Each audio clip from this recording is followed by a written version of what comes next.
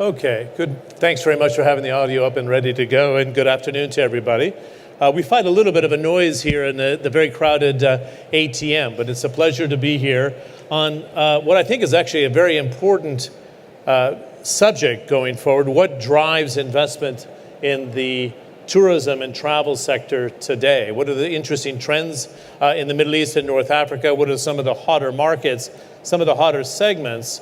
And very importantly, how do we build the correct ecosystem to attract investment today, both within the region and from outside the region as well? Interesting discussion that we had beforehand.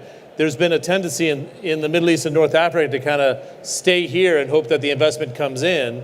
Those on the panel are suggesting we have to be much more aggressive because it's a very competitive market for foreign direct investment to actually go out and show the brand and go recruit that money in different parts of the world. You probably have this in your program already, but going from my left across the table here, we have Tarek Basharat, who's with our Maljan Island, which is in Ras Al Khaimah, a very specific target audience for that. Anthony Doucet, who's with Curtin Hospitality, has a number of different brands under his umbrella, ranging from hotels to office space. And Eric Johansson, who's with the Tourism Development Authority of Ras Al Khaimah as well. We're going to allow probably 10 minutes at the end to take some questions from the floor. I would encourage those who are in the back, if you want to get closer to us, it makes the dialogue with the background noise a little bit easier. I thought, Eric, it would be good to start with you to discuss this idea of the investment ecosystem, because probably everybody around the world has a different idea of what that should look like.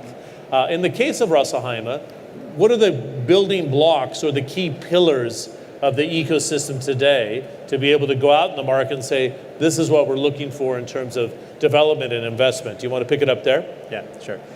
I think, first thing a destination needs to do basically to drive travel investment to the destination, it's setting the right vision, setting the vision for the Emirates. So what is it we want to be in our case by 2025, right? So we need to set a clear vision. In our case, we want to be a sustainable and competitive tourism destination, right? And that means as well setting a very clear targets as well and setting a strategy. So the strategy needs to set a very clear vision. It needs to set as well the right products. What are the main products which will be the key drivers to basically have a sustained growth in the future? In our case in Ras Al Khaimah, basically we set a number of different products. Culture and heritage is number one. Sun, sand, and beach is the second one, and also mountain and adventure tourism. Right. We need as well, in order to create the right ecosystem to attract investment, we need to define clear investment clusters. So what destinations do we want to develop, right? Where do we want to attract investment in a destination, right? So we have defined a number of different clusters where we want to attract investment on the coast, on the beach as well, on the mountain, and also in the interior, in the desert, and in the hot springs area we have in Ras Al Khaimah. It's important as well to define very clear investment opportunities in all these different clusters in the destination. So in Ras Al Khaimah, basically the top investment opportunities we have and that we offer to investors are mainly beach resorts. There's a clear opportunity to develop more beach resorts today and in the future.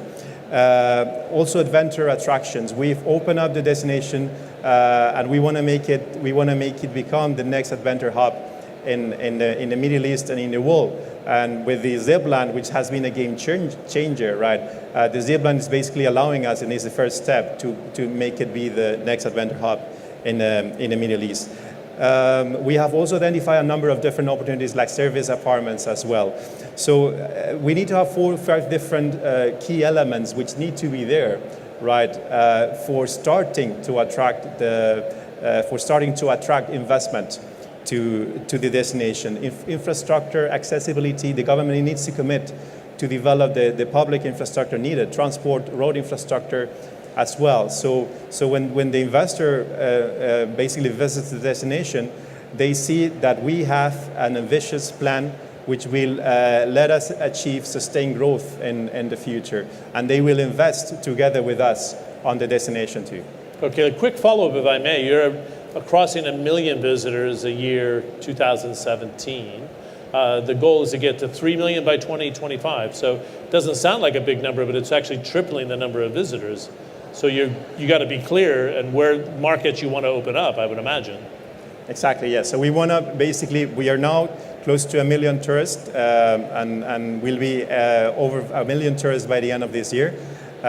We want to be at 3 million tourists by the end of 2025, and that brings up a great opportunity for investors, especially for hotel investors, because we will require 15,000 additional rooms in Ras Al Khaimah. Today we have approximately 5,500 rooms, so we have 4,000 as well in the pipeline, but still we need 10,000 additional rooms. So we need investors basically who commit to develop 10,000 more rooms in Ras Al Khaimah. Good. I think, Tarek, the complaint that you have is there's not enough keys in Ras Al Khaimah. Al Marjan is a destination there. We have a hotel brand hospitality group as well, so it'd be good to get Anthony in the debate. But is that a challenge to get the investors to come in to get the more keys to build weight in Ras Al Khaimah? It is a challenge because hotels are expensive to open, and it takes a lot of capital. So I will appreciate what Eric said about, and we rely on RAC Tourism to help set the strategy and the vision and the KPIs for the Emirate. So if you're looking to attract investors, it's important that, in my view, the organizations align within your city, your state, your emirate, and so forth. So from our side as Al Marjan Island, we go out of our way to make sure when we bring in investors, we answer their concerns. And there's probably, to kind of just build on this, they like to see the communication. If you ask me, or you ask Eric, or you ask one of our sister companies, what are our KPIs, we will say the same thing. 15,000 hotel keys by 2025. This is just everything everyone says together across the Emirate. Because we have went through or RAC TDA, I would say, has went through the effort of doing all the research, getting all the studies together, understanding where the trends are, and then sharing that research, which we also pass along to our investors so they're informed when they make a decision. And most likely, the way we win at this business is, like any other investor, they approach you, you have to be able to tell them how much money they're going to make. What are their returns going to be? They're going to want to know what that is. First question always from an investor, what am I making? Second question, when can I get out? Third question, do you have a track record? So for us, we like to show them how they get out, what the returns are, how they get out, when they get out, evidence that they can get out if they needed to. And number three is, these are the other hotels, which is why we rely on the research to show this is your RevPARs, this is your ADRs, this is your margins, this is all the stats. So you can come and plug and play. And then they'll say, well, why would I add another hotel? Al Marjan's going to have so many keys. Okay, Al Marjan can fit 8,000 hotel keys. We only have 1,700, and there's only 5,500 in the Emirate, as Erica pointed out. But it's important to show them that, yeah, okay, it looks like a lot of keys, but in reality, compared to the mantra or the macro fundamentals, we need this much. So really, we feel there's an arbitrage. If you believe in the numbers and the number of visitors and the growth rate, and you compare us, for example, to other Emirates, you will see that we, as visitor numbers, are growing fast, but we're much smaller than most of the rest, including Ajman, including Sharjah, of course Dubai, including Abu Dhabi. So if you look at all of them as an average and you say, well, maybe Ras Al Khaimah can enter this world, 3 million, which is tripling, is not that far off. So these are the kind of conversations you need to have with investors to educate them. And it's a slow burn, it takes time, but you're not going to get anywhere unless you have a track record and you can demonstrate to them some historical data and how others have done it and how we're ready to help along with RAC Tourism. Good, it's interesting to bring Anthony into the conversation. What is the mood, would you say, at ATM right now, or the stomach for investment? It's almost been like a quiet calm. Oil prices have come back up again. It's been 7 years since the Arab Spring. What's in the mind of the investors when they look at the Middle East and North Africa and the temperament to invest? Because you're, in a sense, presenting different hotel brands and office space brands for them to invest in. What's the mood in your view at ATM 2018? I was working today in ATM, and what I see today in ATM is what we are seeing with investors. I didn't see the Europe all much busy today, but I went to Middle East, Saudi, for example. I take the example of Saudi, where we have our future hotel opening in Jeddah. Saudi, 2 years ago, the stand was 10 meters by 10. Today, Saudi stand is almost bigger than Turkey, and we have 4 hotels in Turkey. So we can see that the investments are in those untapped destinations. We're currently pitching project in Kuwait, a lot in Saudi. So we can see that the focus is in that region. And about the destination that you were talking about product. I think investors are looking at how multiple experience people can get in those destinations. In a day, how many experience you can get, how many times you can Instagram that destination. And us as a hotel operator, we are here to bring the vision to life. And the investors also that we are talking with, you were talking about return on investments, but the investors we're dealing with, they are local investors. Their interest is, of course, return on investment, but it's also how they can contribute to the vision of their country. Saudi is a very good example. There's many things happening now, cultural and social changes. Yeah. So the investors we're dealing with, yes, they are interested in making money, but they're also interested in how can they bring to life the vision of their country. I think it's now you have the money is an element, but I think you have also the emotional element, which is very important. Great. Let me pick up on, and then I'll bring Eric back into the conversation. What is the Saudi effect? There's 2 ways to look at it. I was interviewing the Director General of Saudi Airlines today, and it said it's almost like the sleeping giant from a travel and tourism point of view, and it could suck up all. It's keeping a lot of Saudis at home, and it could bring in new additional travelers with UNESCO sites and development of the Red Sea. What do you think is the Saudi effect? And I'll get Eric to comment as well. Is it a net positive for the region or not? What are you thinking? No, I think it's a threat. When we studied to come to Jeddah, for example, it was a year and a half ago. 65% of the people going to Jeddah, sleeping in hotel in Jeddah, was on the way to Mecca or coming back from Mecca. Now we have to change. Business plans has changed since since we entered into Saudi markets.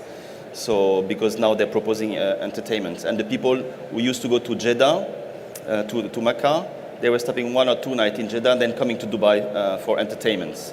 Now Saudi is trying to keep those people in Jeddah 2-3 days before, 2-3 days after, instead of going to Dubai or Abu Dhabi. So I think it's a good thing for Saudi, but I think it's a threat for all the destinations in the region. Yeah, go ahead, Eric. What are your thoughts? Is it an opportunity for Ras Al Khaimah or not? I like to add basically on some of the points that I mentioned just before. What are the primary reasons for an investor basically just to invest in a particular destination? From our perspective and from the meetings we had with many investors coming to Ras Al Khaimah, interested in Ras Al Khaimah, the number one, as you, Tariq, were mentioning, is they want to looking for a high-performing industry. So they are looking for healthy ADRs, healthy average hotel rates, healthy RevPARs. They're looking for healthy occupancy rates, right? But at the same time, they're looking for more affordable land costs as well. These 2 things we can offer in Ras Al Khaimah, and that can bring very attractive returns to investors. At the same time, the second question we get from investors is, what is your plan for growth? Yes, you have a very ambitious strategy, but what is your plan for growth? So we need to tell them what will be the main drivers that will basically drive growth in Ras Al Khaimah, right? So we'll tell them about the projects, the priorities, everything we're doing to make sure the sustained growth will be there from now to 2025, right?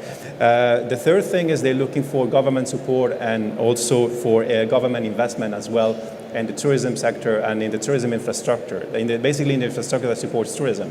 So investment, public investment in public infrastructure, in roads, transportation, etc. So the entire, all the different elements that need to be there to attract investment are there, right? And the last thing is also we find investors which want to invest at a very initial stage of development. So this is what Ras Al Khaimah can offer. We are at a very emerging level at the moment, right? So this is the best time for an investor to come in, right? So we're growing, we have a plan for growth, right? And we're just starting, right? We're an emerging destination. So it's now the right time to come to Ras Al Khaimah and invest, not just in hotels, but also in different tourism attractions. A good example is the world's longest zip line that we just launched 2 months ago. We managed to basically commit funding investment from an American investor. They were fully committed and they fully invested on the world's longest zip line in Ras Al Khaimah. Oh, interesting. Yeah. I wanted to follow up on a couple of questions and have all of you jump in. Is there too much duplication in the UAE right now?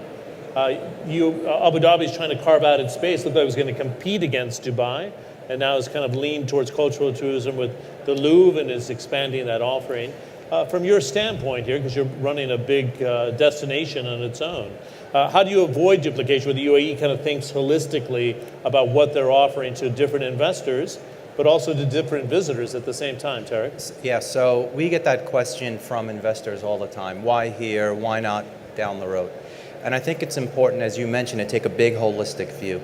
Part of, and we mentioned this before, for us to have a strategy as Al Marjan Island, we need to fit into the Ras Al Khaimah strategy.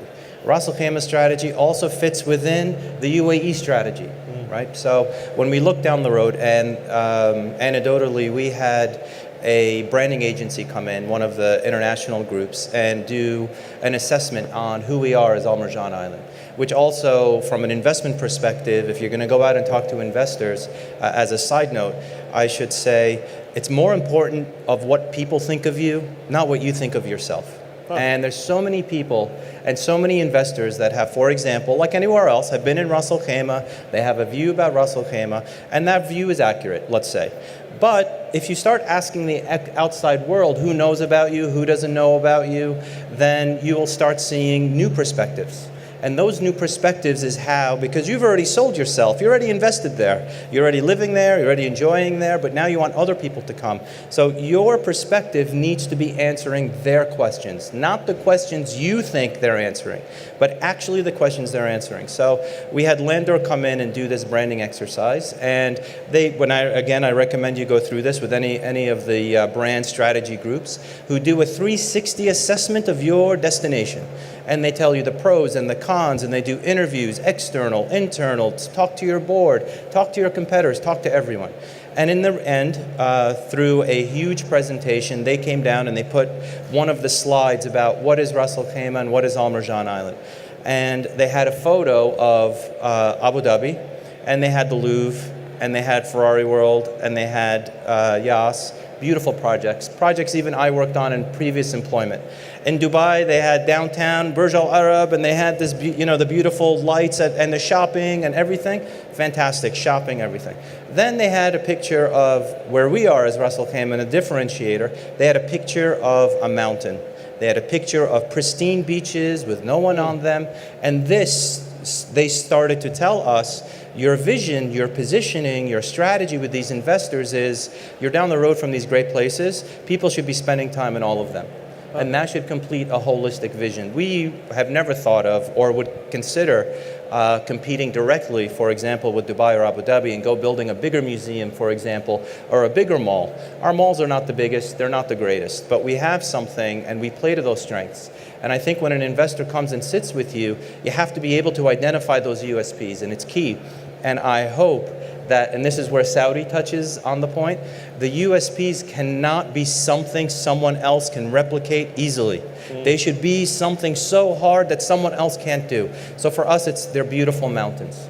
And that's something that you will see RAC Tourism, and something we rely on a via ferrata, zip line, observation deck, doing something fantastic in the winter.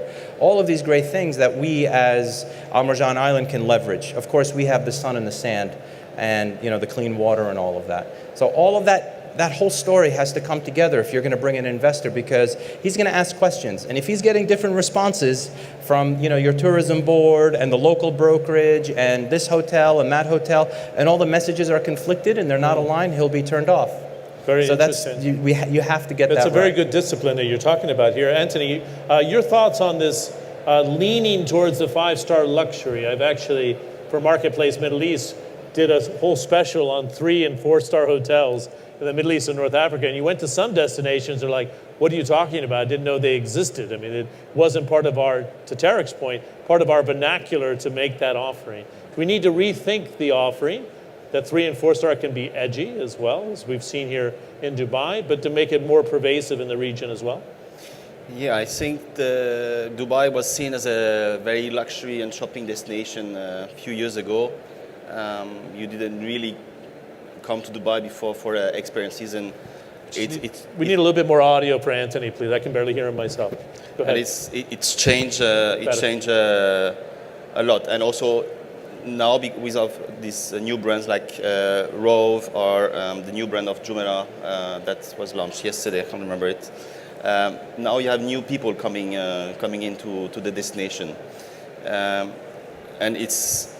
If a destination has only one kind of hotels, like luxury resorts, it will be difficult to bring new blood to this destination. That's how most of the investors that we are talking with, they already have the big brands, Hilton, etc., but they want to talk to new brands who will bring a new vision to their assets. And those big brands, they also have those casual brands, but they found it, the investors, they found it, those big brands are having difficulty to bring to life those lifestyle concepts. So it's marketing gimmicks, but when it comes to bring it to real life, to something genuine, it's very difficult. That's why investors are talking to smaller brands like us. They want something unique, is what you're suggesting as well. Okay, the other thing I think we should bring up is a point that you touched upon briefly, Tarek. You can't sit idle. I know this from a macroeconomic standpoint, that the competition for foreign direct investment is intense. So I'd love to hear both of you from Ras Al Khaimah suggesting, what do you need to do at this stage to get on the radar of an investor? You can't be sitting in Ras Al Khaimah and say, I'll build it and they'll all show up at my doorstep, I would imagine. Yeah, so from our side, I'm a true believer, and our marketing team and our leadership is, what you put in is what you get out. So if you really have a big grand ambition for an island like the Palm or Al Marjan Island, and you want people to come and invest hundreds of millions of dirhams, and you're expecting this from these investors, you can't go to a trade show and have the smallest little thing in the corner. They need to see you. And they need to see you on a relatively large level. And they need to see you everywhere. Because those hotel investors, they're traveling the world. They're going to MIPIM, they're going to Berlin, they're going to London, they're in Hong Kong, and they're all traveling around seeing what the destinations are doing. So you need to have a strong presence, and the presence needs to be the same and grand everywhere. So eventually they will say, I can't even, someone would say, I can't even pronounce that, Ras Al Khaimah, for example. But eventually they will approach you, probably after the 5th or 6th time they see you, but you eventually have eye contact with the same investor, and ultimately you'll be in the same room together and say, yeah, I saw you here, and I saw you there, and I saw you there, and I saw you, and then that conversation starts to happen. It's also interesting when you have these events, there are industry and other investors that start seeing each other. And then they start saying, well, why is that guy standing over there? I know that guy. I see that guy everywhere. So if you're in this space and you're luring investors, and I've been in this position before, if you're waiting for your door to knock, you're sitting in a remote location, thinking investors are just going to come, knock on your door, sit and sign with you, it's probably not going to happen, because there are people like us who are on the proactive front, going out and making sure we're seen in as many places as possible. Even an event like Cityscape, which happens every year here. Of course it's in Dubai, but we want to have a stand because of our ambition is grand, our destination is grand. Our stand is probably the largest and one of the largest formats that you can have. And we do that to send a message because we want people to see us as being front and center. So again, what you put in is what you get back. And it's not, well, you went to that event, how come nothing happened? We've had that question. It's really about repeatedly doing it, not just on a few months or for a few months, but actually probably for a few years before you start to see some real return. The trick is most people don't hang out for a few years. You got to keep doing it and keep doing it and keep doing it and build that relationship and trust with people and hopefully continue to have announcements where you can say every time you go to these events, this hotel opened and this one opened. Last year we announced the Rove. Last week we finalized 2 deals with Rove. There's more announcements coming. By the end of the summer there'll be more announcements coming. So there's a momentum where people start feeling, I hope they start feeling like they're missing out. They have a case of the FOMO and they want to get involved. Interesting. I don't know if there's a relationship between the people that visit your destination and the investment base, or they very much divorce in the case of Ras-Al-Khaimah. You can pick up on Tarek's thoughts as well. I'm curious where your investors are coming from in RAC, for example. Yeah, what we do from a destination level, it's basically first we identify the investment opportunities. Right, we know exactly what we want to do, and then what we do is connect these opportunities with different potential investors. Hotel opportunities, but also attractions, in terms of attractions as well. We know as well that investors are very much concerned regarding the brand, right? So Ras Al Khaimah is not as well known as other destinations in the region. So we're doing a lot of work, we're putting a lot of focus on creating brand awareness. So Ras Al Khaimah is well known all over the world. Our top 3 markets today are Russia, Germany, and the UK. Right, and those are for visitors, correct? For visitors, okay, and India as well. But we're also getting investment from this from the investors in these source markets as well. So basically, to capture the attention and bring more investment to Ras Al Khaimah, I think we need to discuss about which sort of incentives we can offer for basically attracting investment. Right, we could discuss about financial incentives and non-financial. In terms of financial. There's obviously a tax incentives, which can play a key issue. There's no tax in the UAE, so this is something that can attract investors to the country and to Ras Al Khaimah in particular. Finance is something as well which some investors ask about. So we basically connect investors with different banks for loans. Right, and also there are some non-financial incentives as well, right? The overall we do in government we do the overall site planning, and we commit as well to build the necessary infrastructure as well in the area we want to develop, right, for investment attraction. The second thing we do is in terms of non-financial incentives is we provide investors of market demand data as well. Because some investors do not have the data for the market. Yes. So what we do is we provide them with the data they need to make their feasibility and financial analysis, right, for the project. That's good. And this is very, very helpful for investors. Another thing we do is we guide them onto the process in terms of licensing, getting licenses, permits, not just from RAC Tourism Authority, but there are also other licenses which need to be given by other government entities as well. So we basically guide them on this process to get permits and licenses. So we are some sort of one-stop shop for getting these licenses and permits, right, for tourism investors. Another important thing that we do is that for certain projects, we are open to set up joint ventures between government and investors, including foreign investors as well. So we basically form a partnership, a joint venture, to basically build and set up a particular project.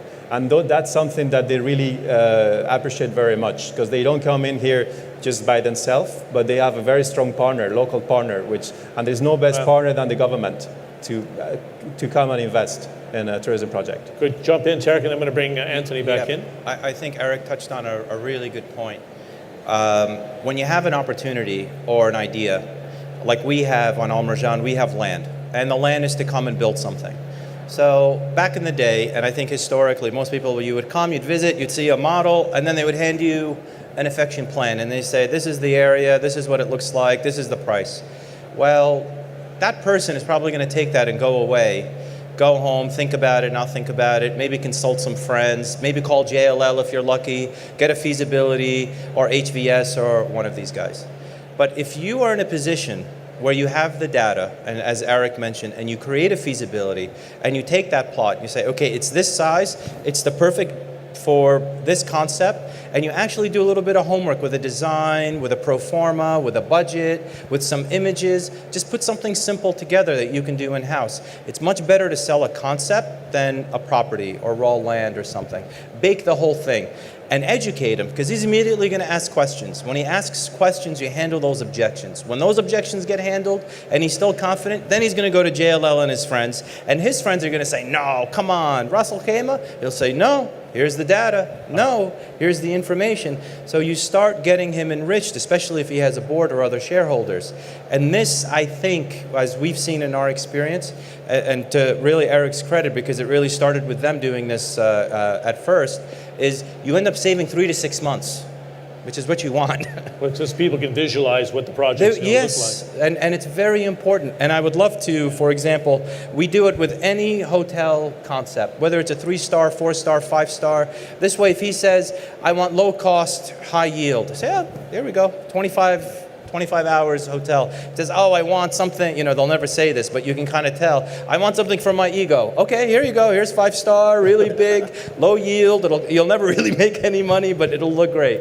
So you have to really understand and have these, and it could be on the same property, for example.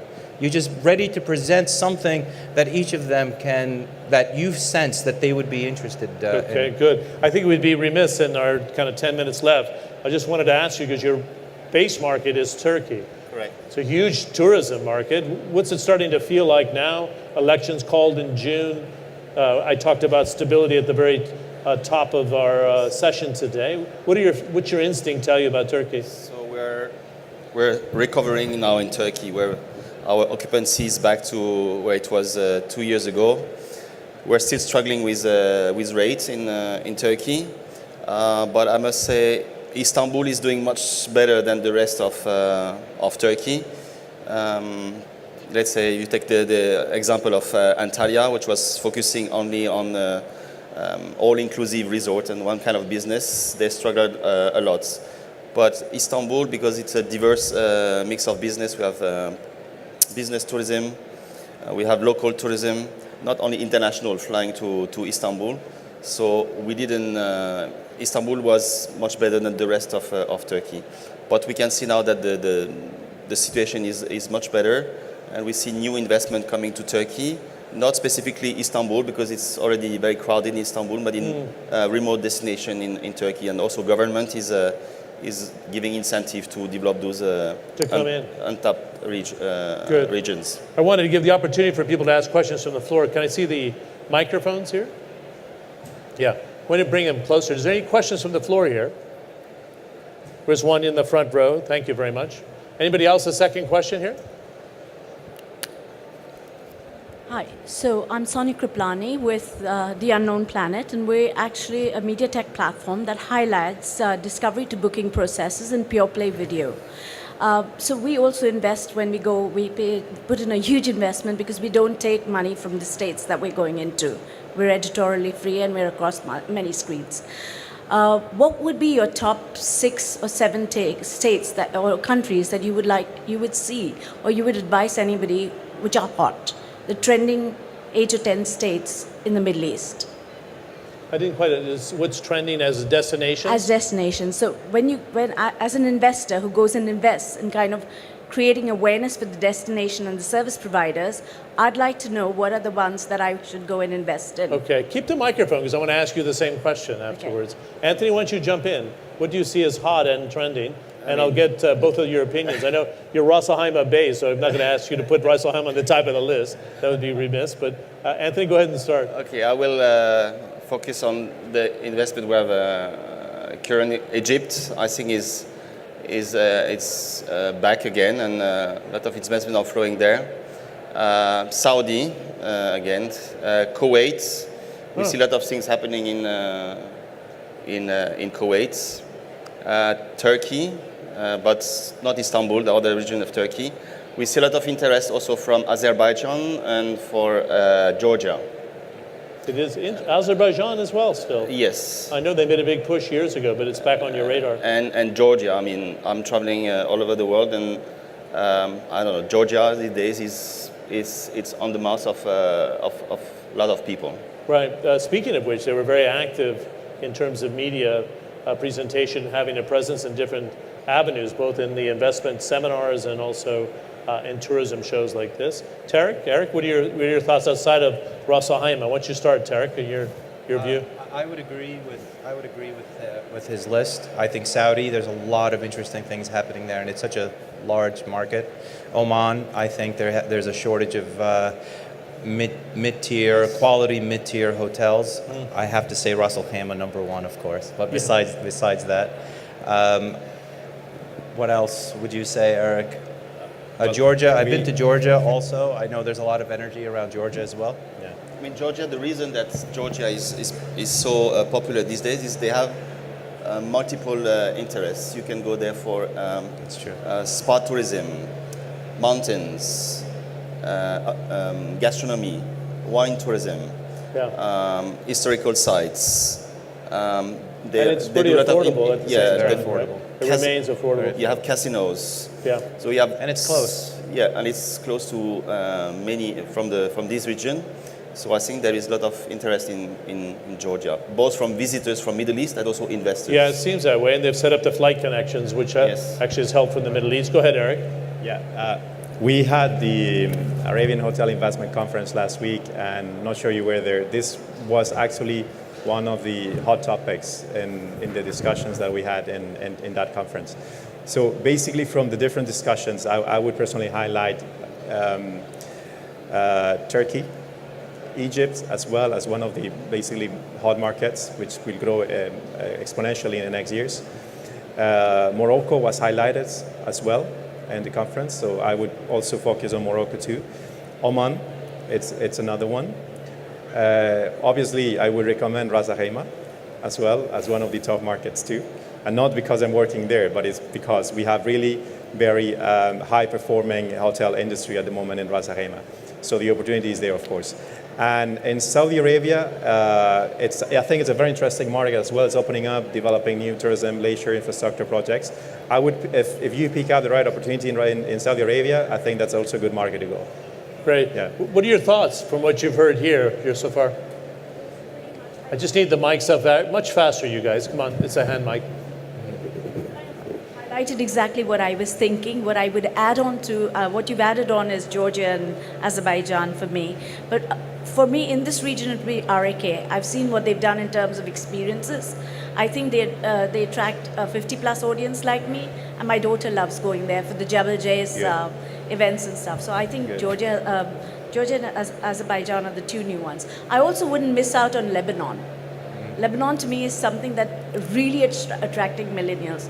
Right now I'm just seeing a $3 million wedding from India going to Lebanon, which would have never happened earlier. $3 million investment. Our weddings and all are 3 million to 10 million for Right. an Indian wedding. And they go to places, and so for the first time I'm seeing an Indian wedding of that size in Lebanon. Wow, So I would put interesting. Lebanon onto the map. I just want to put the final question to Anthony on the potential of Iran. Just a second, Eric, and I'll jump back into you. On the potential of Iran, it's a huge emerging market. There's tensions in the region. You have to kind of have an iron gut because of the sanctions review by the United States, but you're getting your toes wet in Iran right now. What's the potential? What's the appetite by investors to go in? The appetite is quite big. Nowadays, there is a big of question mark. There's some issues with the currency. But I'm flying to Iran often, and last week, let's say 70% of the flight was full of people from abroad, from Europe. So as visitors or investors, a little bit of everything. Visitors. Visitors, yeah. But as you have a lot of visitors, there is also investment flowing, and I think now is the right time to enter Iran before it's for the new players before it gets too late. Yeah, I tell you, it's a Because the big market if they can get the politics right. Your final thoughts, Eric? Go ahead. No, I just wanted to say that we don't know each other. So it's good that someone else is highlighting about the opportunity in Ras Al Khaimah. Because you don't know each other, right? Yeah, so it's not just me. Yeah, I was going to say, it's also fascinating to watch what is on the radar. I also host 1 Square Meter, and we're always looking for new trends and things that bubble up. I was saying to the panel, I was in Athens last week, and man, there's an investment trove going in. Got to give credit to the Middle East investors. They were the first ones in with China, so they were spotting opportunity before the rest of them. A nice round of applause for our panel today, and thank you for the questions from the floor as well. Yeah. Thanks. Thank you.